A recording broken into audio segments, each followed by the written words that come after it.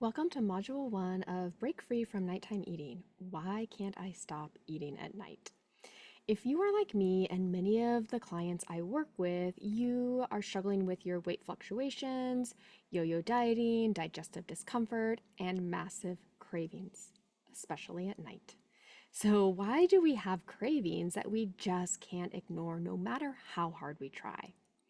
First, let's talk about willpower and the myth you have been led to believe. Essentially, we start the day with a full tank of willpower, given that we have gotten a good night's sleep, because sleep is what fills up our tank, rest and rejuvenation. We wake up with a full tank, and it is really easy to say no to the donut or the caramel macchiato latte at the coffee shop. Lunch comes around, and you pull out your healthy meal and that you prepared, and you eat that, and you use some willpower to maybe pass on the chocolates that are perpetually in the break room. You head to the gym after work and have a protein shake after your workout, and then you head home to shower, make dinner for the family, clean up, get the kids to bed, take out the trash, pick up toys, and whatever else needs to be done around the house. You finally sit down on the couch, and this may be the first time you have really checked in with yourself the whole day. And once you sit down, the stress from work, taking care of the kids, and taking care of the house catches up with you. And you start to feel the stress, the frustration, the loneliness, the deprivation, or any other emotion that you were pushing down all day because you just had to get things done. When these emotions come up at the end of the day, you are sitting with a mostly empty tank of willpower. Thoughts of something salty would taste really good right now come in, and you think about the pretzels in the pantry. But then you think, no, I don't need those. They have too many carbs.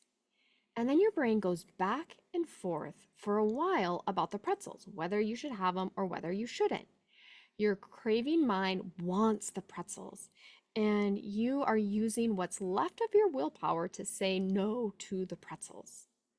The willpower eventually runs out, and you grab the pretzels and start eating them while you watch your favorite TV show or scroll through social media. Then the pretzels turn into wanting something sweet, and you think, well, I already ate the pretzels, so I may as well just keep going. I will eat better tomorrow. You grab something sweet from the pantry, like fruit snacks or cookies, and the snacking just keeps going until you start to feel guilty or you are uncomfortably stuffed and it's time to go to bed. Can you relate?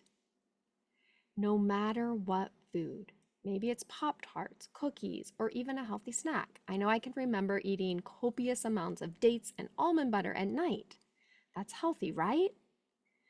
No matter what it is, you seem to lose control at night and all rules are off the table. As humans, we tend to eat more at night because we are tired.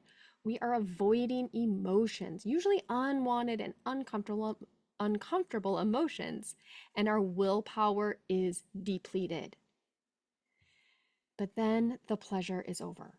You become conscious again and you realize all the food you ate that you didn't want to eat. Your stomach is uncomfortably full and you feel bloated and a headache moves in. Then the guilt and shame set in as you realize that you yet again failed your diet and ate food that wasn't on your meal plan or wasn't aligned with eating healthy.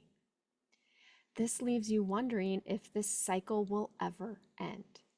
If you are destined to give into your cravings and feel out of control around food for the rest of your life.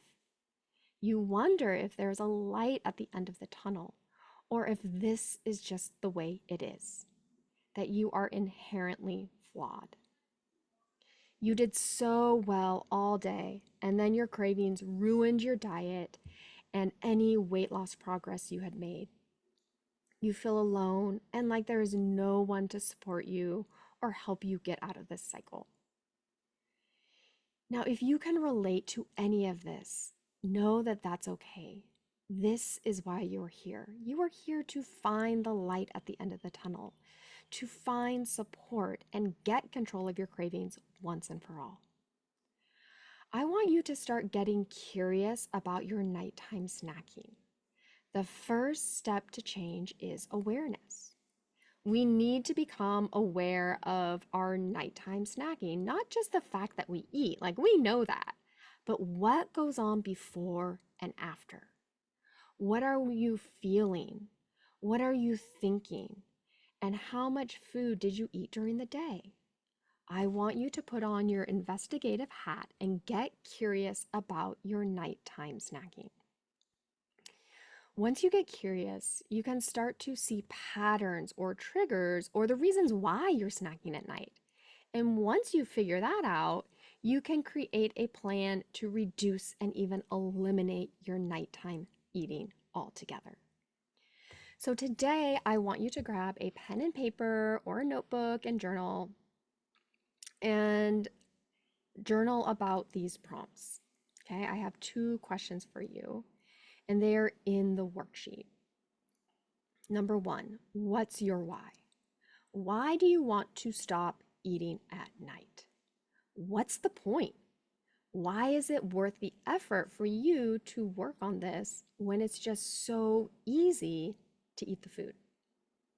Number 2, journal about your last binge or nighttime eating event. Basically, something you ate at night that you didn't intend or want to eat. Write everything down. When it happened, what was going on right before it happened, what time, who was around or not around, where were you, what room in the house were you in or the apartment,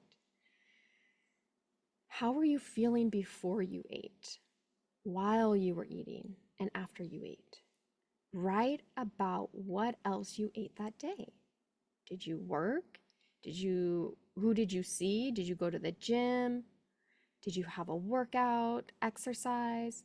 What thoughts were going through your head before, during, and after that snack or that eating? Get very specific. The more specific you get, the more you'll be able to discover and find out about yourself. Now, while you're journaling on these questions, I invite you to get curious about your snacking and binging. This is not a time to shame and blame yourself for eating all the food or binging on bad food. This is a time to get curious about what is going on. When you take a look at what you are currently doing and why, out of a place of curiosity, this is when you can find the answers and learn how to change this habit. Okay, my friends, happy journaling, and I'll see you in module 2. Bye, y'all.